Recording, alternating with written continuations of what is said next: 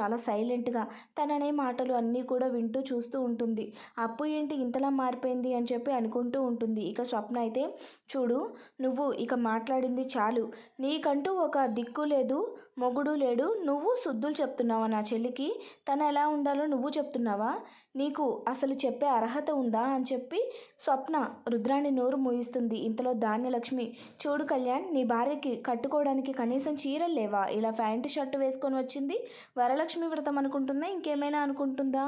అసలు ఏమనుకుంటున్నారా మీరిద్దరూ పెళ్లి చేసుకున్నారని కూడా మర్చిపోయారా? అంటే పెళ్ళైన నీ భార్య ఎలా ఉండాలో కూడా తనకి నువ్వు చెప్పలేవా? నువ్వు దుగ్గిరాలు ఏంటి, మనవడివే కదా, తనకు ఎలాగో పద్ధతులు తెలియకపోతే నీకు అన్నీ తెలుసు కదా అని చెప్పి కళ్యాణ్ని నానా మాటలు అంటుంది. ఇక కళ్యాణ్ అయితే తన తల్లి అన్న మాటలకు చాలా బాధపడుతూ ఉంటాడు. ఇక అప్పుడే కనకం అక్కడికి వచ్చి, చూడండి ధాన్యలక్ష్మి గారు, మీరు ఇదంతా చెప్పే స్థానంలో లేరు. ఎందుకంటే మీరు మీ కొడుకుని కోడల్ని ఆదరించి ఉంటే వాళ్లకు ఒక అర్హత, హక్కు అన్నీ ఉండేవి. కానీ మీరు అదంతా చెడగొట్టుకున్నారు. వాళ్ళు ఎలా ఉండాలో చెప్పాల్సిన అవసరం మీకు లేదు. ఇప్పుడు నా కూతురు ప్యాంటు షర్ట్లో వచ్చింది అంతే కదా, వచ్చిన తర్వాత చీర మార్చుకుంటుంది. ఇందులో ఏముంది? తను ఎప్పుడూ అలానే ఉంటుంది. అది నచ్చే కళ్యాణ్ చేసుకున్నాడు. వాళ్ళిద్దరి ఇష్టాలను ప్రశ్నించడానికి మీరెవరు? ఇప్పుడు వాళ్ళిద్దరూ భార్యాభర్తలు అని చెప్పి ధాన్యలక్ష్మికి అర్థమయ్యే రీతిలో బుద్ధి చెప్తుంది. ఇక ధాన్యలక్ష్మి కూడా సైలెంట్ అయిపోతుంది. ఇక అప్పుడు ఇంద్రాణి కావ్యకు చెప్పి వాళ్ళిద్దరికి హారతిప్పించి లోపలికి రప్పిస్తుంది. ఇక వ్రతం మొదలయ్యే టైంకి కావ్య ఇంకా స్వప్న ఇద్దరూ కలిసి అప్పును తయారు చేసి వ్రతంలో కూర్చుంటారు. ఇక వాళ్ళు అలా కూర్చోవడం చూసిన రుద్రానికి కడుపు మండిపోతూ ఉంటుంది. ధాన్యలక్ష్మి మాత్రం ఎలాగైనా సరే ఈ అప్పుని ఇంకా కళ్యాణ్ని వేరు చేయాలి, ఈ వ్రతం చెడగొట్టాలి అని చెప్పి అనుకుంటూ ఉంటుంది.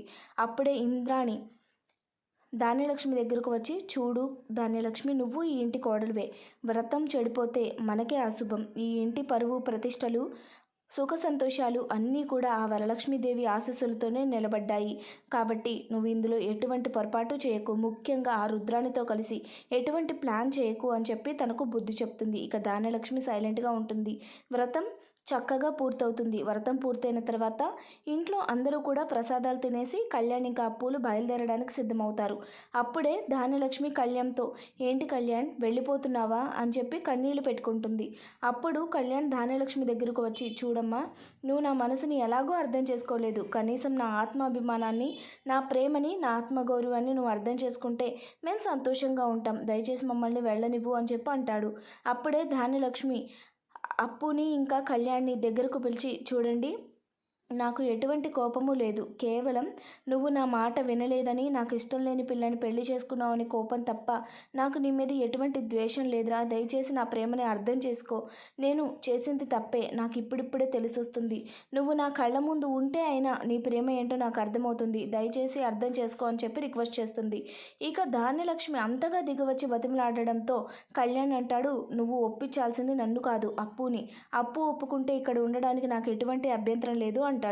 ఇక అప్పుడు ధాన్యలక్ష్మి అప్పు దగ్గరకు వచ్చి, చూడప్పు, నువ్వంటే నాకు కోపమే. ఎందుకంటే జరిగిన పరిస్థితులన్నీ కూడా అలానే ఉన్నాయి. కానీ నా బిడ్డని వదులుకొని నేను ఉండలేకపోతున్నాను. నా మైండ్ అంతా కూడా పొల్యూట్ అయిపోతుంది. ఎవరెవరో చెప్పిన మాటలు నేను వినాల్సి వస్తుంది. చెప్పుడు మాటలు వింటే సంసారాలు ఎలా ఉంటాయో నాకు ఇప్పుడు అర్థమవుతుంది. దయచేసి నా కోపమో బాధో అన్నీ అనుకొని నువ్వు మాత్రం దయచేసి నా బిడ్డని ఇక్కడ ఉండేలా చూడు. నేను నిన్ను కోడలుగా ముందు ఒప్పుకుంటానేమో, ఇప్పుడైతే నా మనసులో ఆ ఉద్దేశం లేదు. కానీ నేను నిన్ను ఎటువంటి ఇబ్బంది పెట్టను. దయచేసి నా కొడుకుని నా కళ్ళ ముందు ఉంచు అని చెప్పి రిక్వెస్ట్ చేస్తుంది. ధాన్యలక్ష్మి అంతలా చెప్పడంతో అప్పు కూడా కన్విన్స్ అయ్యి, సరే కొన్ని రోజులు మేము ఉంటాము, మీ పద్ధతి మారితే ఖచ్చితంగా శాశ్వతంగా ఇక్కడే ఉంటాము అని చెప్పి అప్పు ఒప్పుకొని ఇక కళ్యాణ్ ఇంకా అప్పు ఇద్దరు కూడా ఆ ఇంట్లోనే ఉండడం మొదలు పెడతారు. కుటుంబ సభ్యులు అందరూ కూడా చాలా సంతోషపడతారు. ధాన్యలక్ష్మిని మెచ్చుకుంటారు.